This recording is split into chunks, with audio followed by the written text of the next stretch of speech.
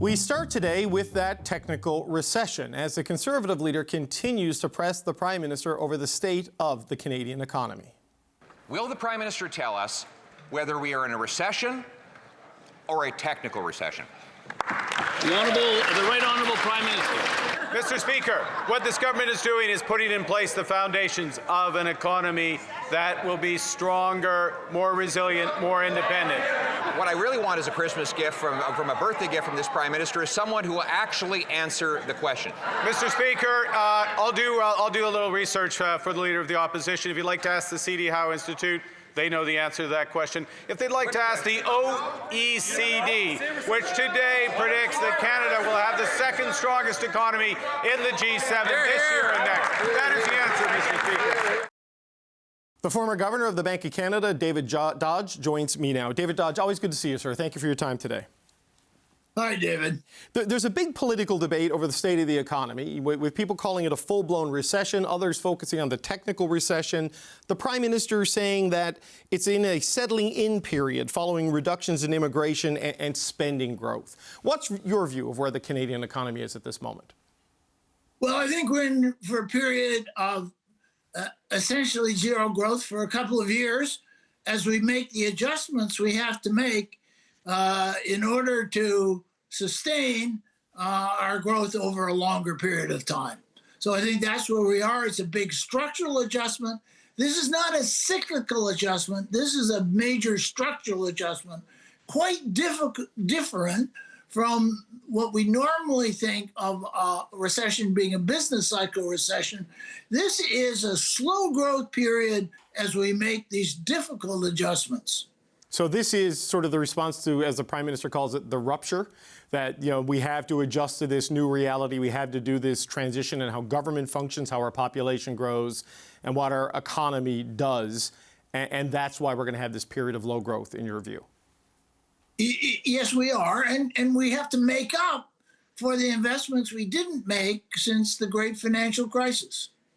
Okay, so when we look at this period of maybe 2 years, as you say, of zero growth, should Canadians look at that as a failure or maybe as a necessity to facilitate this transition you say we need to make? Well, it's a necessity if we're going to have good growth in the future. It's a result of our failure to do things over the past 15 or 20 years to build a stronger, more resilient economy. So how do you see this changing in the big picture, David Dodge? Because, you know, we have seen that we're in a period of either flat population growth, if not negative population growth because of the curb on immigration. That obviously is going to drop consumption and consumer spending, which has been such a big part of even the modest growth we've had as a country over the past number of years. And there's a big shift towards defense, industrial policy and procurement, and a reduction in what, like, core government service operations. How do you see it ending up in a couple of years when this period of transition could be getting near its end? Well, I think let's look at the private sector for a moment. The private sector, I think, will respond and will respond quite quickly. And we are going through a period where they are delaying their response, and I think understandably, because we're not quite sure where we're going to end up in terms on the tariff side, number one. And number two, we're still trying to learn how to make productive use of AI. So this is a period of major adjustment, and it's just difficult to work your way through that, and that's kind of where we are. But if we work our way through it, then we really have, in the future, we can really look for robust a return to the sort of more robust 1.5% to 2% growth that we had back in the 80s and 90s. Can we get there, David Dodge, to those more robust levels as you describe them strictly with the domestic agenda, or does the U.S. trade issue need to be resolved in a way that is beneficial to Canada or at least neutral to Canada? Can you get there strictly with what you can control on the domestic side? Well, first of all, it has to be resolved. Right. Well, I think yes. I think that is important. Whether it's resolved totally in our favor or less so is not clear. I mean, my sense is we're going to have to live with tariffs on these key industries: auto, steel, aluminum, wood products, and the derivative products that come from the use of those. We're going to have to live with some level of U.S. Restriction in those trades, and that means big adjustment for us. I think our industries will make it, but they kind of need to know where they're going to finalize their plans. And so we do have this period where there'll be a reluctance to move quickly on the part of industry to make adjustments until we know where we've ended up. If we end up in a bad spot, we'll adjust to it. If we end up in a good spot, so much the better. But it's very hard when you don't know quite where you're going. No, that is true in life as it is in economics. But I want to make sure I'm on the bottom line, sort of how we got to this moment we're in right now, where it is a technical recession by definition, based on the StatsCan data, though there could be revisions that would change that. We're still seeing groups like the OECD projecting 1.2% growth, where Canada would be second in the G7. But essentially, the weakness that's there, you argue, is it's the consequence of 20 years of inaction on really the productivity boosts and diversification issues that have sort of plagued the economy, and the necessary restructuring that we're doing as a consequence of the change in the U.S. And all of that is going to contribute to a period of zero to low growth that, if done right, will lead us to a more robust and prosperous period. Am I understanding that theory correctly? That's where I see us going. Of course, I may well be wrong, but that's where I see it going. Okay, so how worried should people be then when, we see the headlines of a technical recession, the political arguments around a full-blown recession? Even, a settling in period is not exactly reassuring, right? When you're hearing that from the government sort of defending its record. This comes after all the inflation and the affordability crisis was baked into everyday living and the constant disruptions coming from the White House. So how should people sort of look at this moment we're in and try to rationalize it to themselves, or just accept that we're in a period of pretty profound uncertainty for the near term? Well, we are in a period where we're going to be able to normally as households we're going to be in a period where we're going to have to accept that a little less than what we had expected or hoped for. And in terms of the current services we get from government, and in terms of growth in the economy and growth in consumption. That's kind of where we are. We have to work our way through it.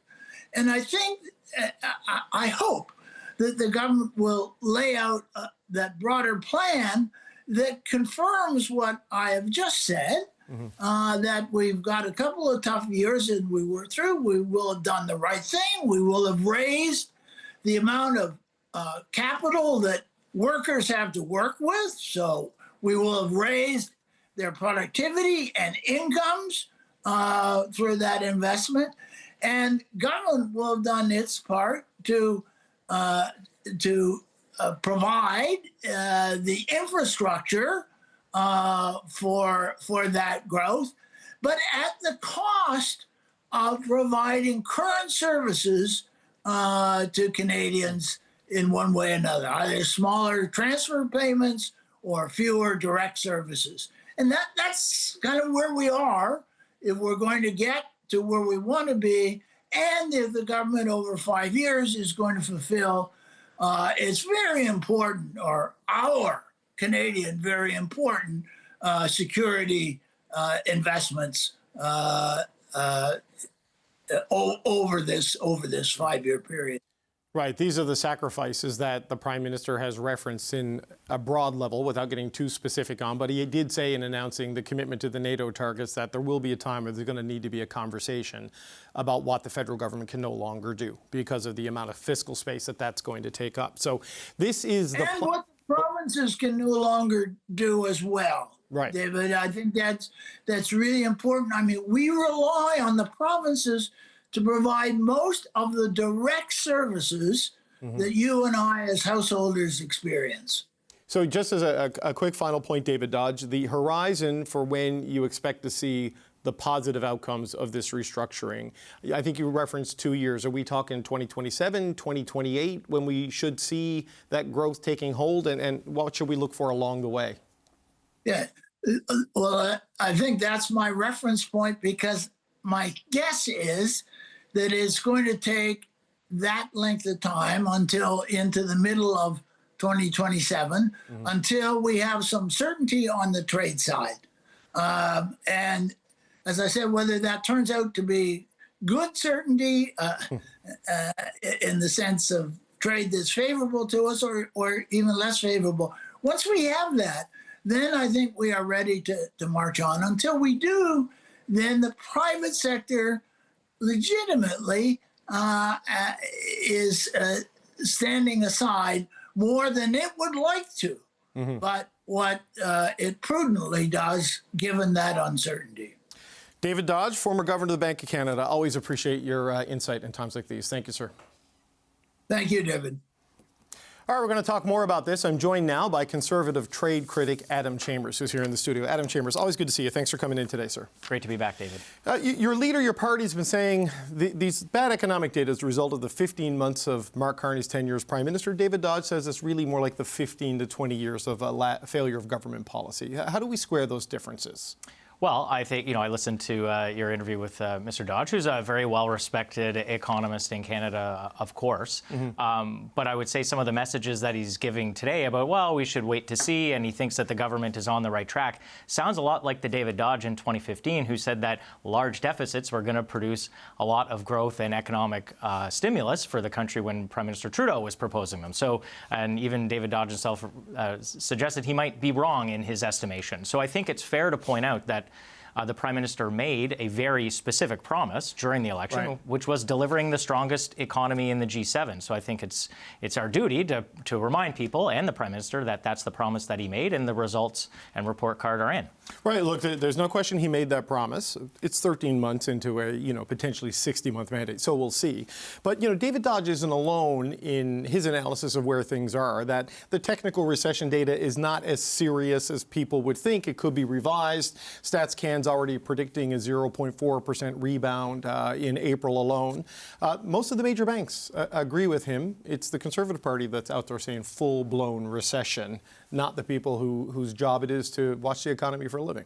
Well, the data says it's a recession. And frankly, even if there's a revision up of the quarter we just had so that there is, we're technically out of the recession, we're still talking about low and anemic growth, and certainly nothing to write home about, and certainly not leading in the G7. And so I think we should not accept, or we should refuse to accept and shrug our shoulders and say, well, it might take 3 or 4 years to work its way out. There are things and policy actions that the government can take immediately to help on this front. And frankly, the Prime Minister's economic plan hasn't really taken any bold steps. I mean, you've mentioned investments in defense, of course. But if you think about structural reforms to taxes or regulation, we are still waiting to see them.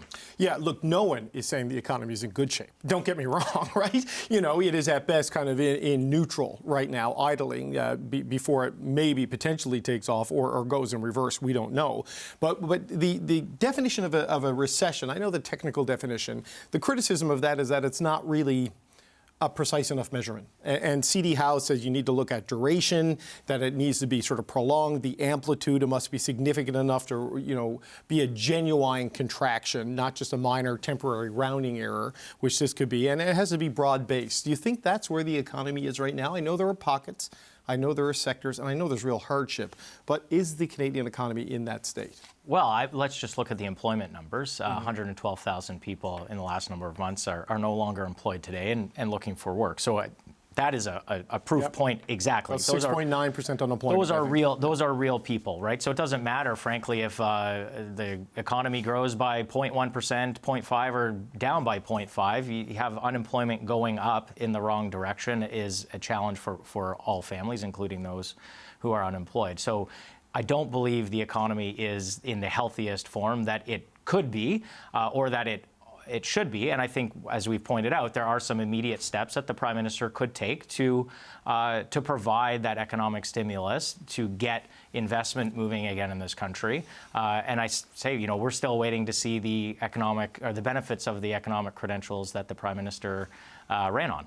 Right. So David Dodge's analysis, and it aligns with what we've heard from a lot of the major banks, is that the immigration cuts, which was something your party also championed because it had gotten out of control, that affects things, because a lot of the really modest growth that we had as a country was driven by students and other temporary workers, temporary residents coming in, and also the change in government spending, sort of a shifting away from the recalibration that's happening there, is part of the reason for the flattening.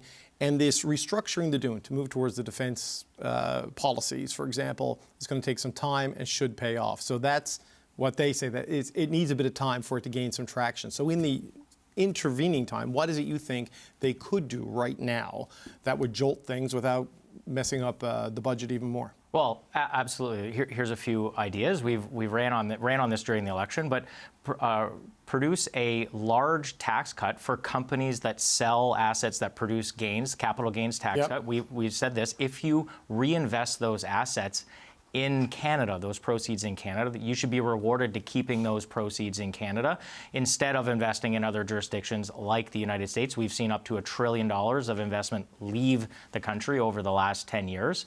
That would be an immediate incentive for businesses to reinvest in Canada. Number one.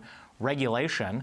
That doesn't cost the government any money. Some of these large regulatory impediments to natural resource development, as an example, we've said to get rid of. You've heard the oil sector and gas sector, the extractive sector, recommend changes to the red tape or regulatory reforms. Like, those are immediate solutions. Unfortunately, from the government, we have seen a wait and see. Well, we need a major projects office, and it's going to take us some time to set it up, and you're going to have to apply to it and get through. So what I think we would recommend is immediate things that the government can do. This is actually a similar pattern that we saw with inflation. You'll recall the government refused to acknowledge that inflation was a big problem. It was happening around the world. It wasn't our fault. The government has no options and nothing to do. We're just an innocent bystander, except they were late to the party then, and I think they're going to be late to the party on this. Right. Well, there is a difference in focus on the economy versus the Trudeau era and Freeland era lack of focus on inflation. I think that's fair to say. Well, the Prime Minister was an advisor to Prime Minister Trudeau during the I'm not sure how much of that advice they took. Well, it was during the inflationary period, and the Prime Minister said we shouldn't worry about inflation. So right.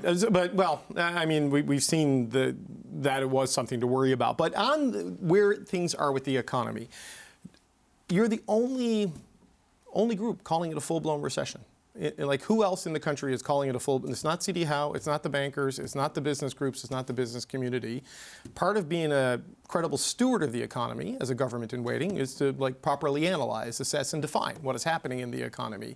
You're the outlier here. Well, 2 consecutive quarters of negative GDP is the definition of a recession. Technical recession. And it's full-blown recession is the language you're using. And it's 3 quarters out of the last 4. I recall the technical recession, if you want to call that, in 2015, when the last year of Prime Minister Harper's government. I'm not sure we spent as much time about the technicality of that recession then. So I think it's completely fair and honest to point out that the data indicators are suggesting significant weakness in the economy. If we want to disagree about whether it's a technical recession or a real recession, fine, but the economy is not as strong as what Canadians would like it to be. Absolutely. No argument there. But when 75% of your exports go to the U.S. and the U.S. is turning the world upside down and shaking it to try to get change out of its pockets, how do you avoid a bigger hit than the other G7 comparators, even the other G20 comparators who aren't as deeply integrated with the United States as we are? It's a great question and a very good point, but what about Mexico?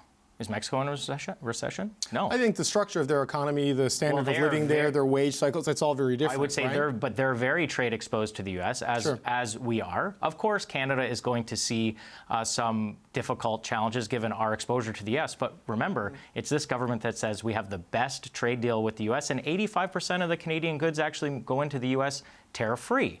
So if, can all these things be true at once? It's possible, but I think it's fair and, frankly, our duty to point out that the economy should be a lot stronger, and there's things the government could do to make that happen. Yeah, those strategic sectors that are getting hammered, though, that's painful stuff. Just quickly, because we've got Minister Mark Miller standing by, and I want to ask him about what's going on with the big digital streamers. The U.S. is threatening another tariff on forced labor. Right now, Canada is broadly exempt from that because the Kuzma carve-out applies to this latest one. It seems like a backdoor way to get the tariffs Trump wanted on the world that the court took away from them. Canada can adapt to this by maybe doing a reverse onus on importers to force them to show they're not using forced labor. What do you think the solution is here to permanently avoid this threat? Well, I heard the Prime Minister saying that they're now looking at something. I don't think we should look at something because the Americans are asking us to look at it. We do have a problem. The Canadian Border Services Agency has only stopped 2 shipments in 5 years. In 1 year in the United States, they stopped almost 7,000 shipments. Right. We have been talking about this issue at the Trade Committee for a long time. It's nice to see that the Prime Minister is finally showing up, but there are things that we can do. I do agree with you, by the way. I think this is a backdoor way for the U.S. to apply tariffs, but there are things that we should be doing to prevent forced labor. But again, the government's in a really tough spot because their new strategic partnership with China puts them in a very difficult position because this is where parts of the world that have goods produced with forced labor. Yep, the squeeze between the two superpowers. It's a tough spot to be in. Adam Chambers, trade critic for the Conservatives. Always appreciate it, man. Thanks for coming in. Thanks, David.